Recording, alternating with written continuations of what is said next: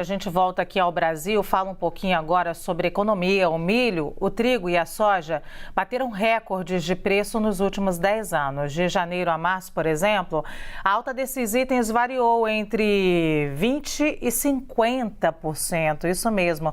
Nós vamos falar com a Bruna Carvalho sobre esse assunto. Bruna, como ficam então os impactos para o consumidor?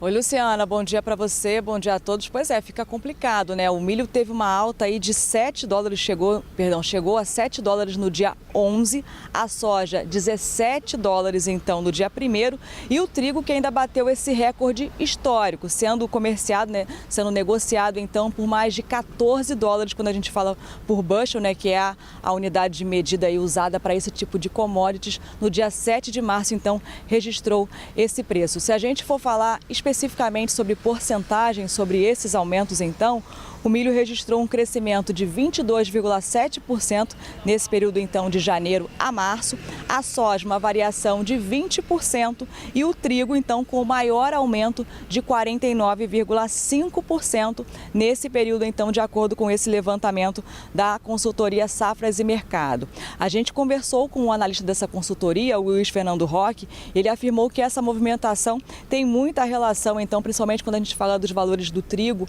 e do milho, com os conflitos na Ucrânia, então isso tem influenciado nesses preços também.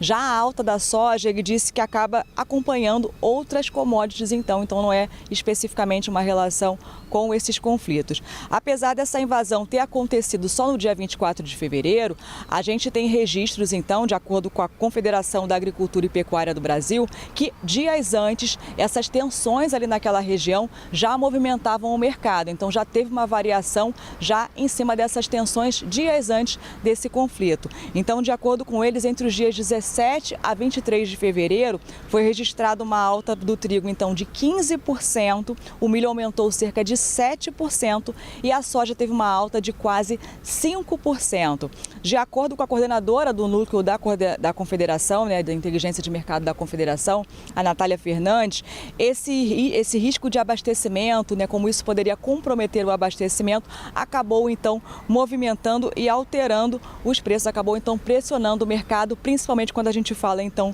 do trigo e do milho. Então, mesmo antes dos conflitos, só aqueles momentos de tensão acabaram já influenciando nesses preços, pelo menos entre os dias 17 e 23 de fevereiro. E depois, então, com o início dos conflitos da invasão da Rússia sobre a Ucrânia, a gente já vê esse aumento realmente expressivo, maior aumento aí nos últimos 10 anos. Volto com vocês.